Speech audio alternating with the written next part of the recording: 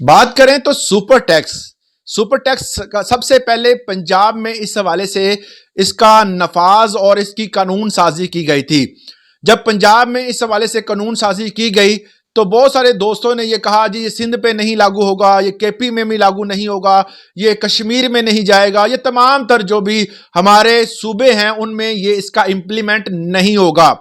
मैं आपको बताया था कि आईएमएफ की ईमा पर तमाम तर सूबों के जितने भी नुमाइंदे हैं वो एक मीटिंग में बैठे हैं और उसमें इस बात की तजावीज़ पेश की गई और ये चीज़ कंसल्ट की गई थी और इस हवाले से तमाम तर सूबों ने जो आमादगी जो है वो जाहिर की गई थी कि हम भी इन फ्यूचर इस तजवीज़ पर जल्द जो है वो अमल दरामद करेंगे और इस हवाले से तमाम तर पॉलिसियाँ तैयार की जा रही हैं। अब कल के दिन सुपर टैक्स का जो भी जो सिनेरियो था वो हुकूमत जो केपीके की है, खैबर पख्तूनख्वा की हुकूमत है, उसने ऐलान कर दिया है। अब जो सुपर टैक्स है ये लगाया जाएगा अवाम पर, जो कि 15 करोड़ सालाना से ज्यादा जिसकी आमदनी है उस बंदे को सुपर टैक्स देना पड़ेगा। अब हैरानगी की बात यहां पर यह है कि अगर आपकी 50 एकड़ जमीन है और वो जेरे काश्त है तो अब भी आपको जो है वो टैक्स देना पड़ेगा।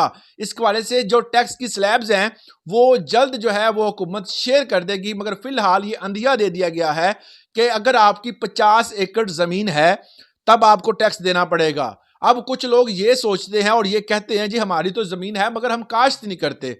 अगर उसका रकबा 100 एकड़ है तो और आप काश्त नहीं करते फिर भी आपको टैक्स देना पड़ेगा। ये भी हुकूमत के जो नोटिफिकेशन आया है उसमें वाज़िह तौर पर लिखा हुआ है।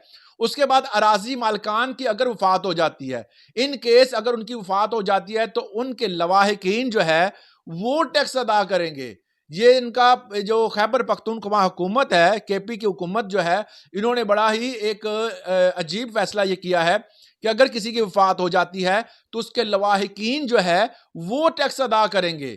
और उसके बाद है कारपोरेट फार्मिंग को भी इस सिनेरियो में लाया जा रहा है, उससे भी जो है वो टैक्स वसूल किया जाएगा।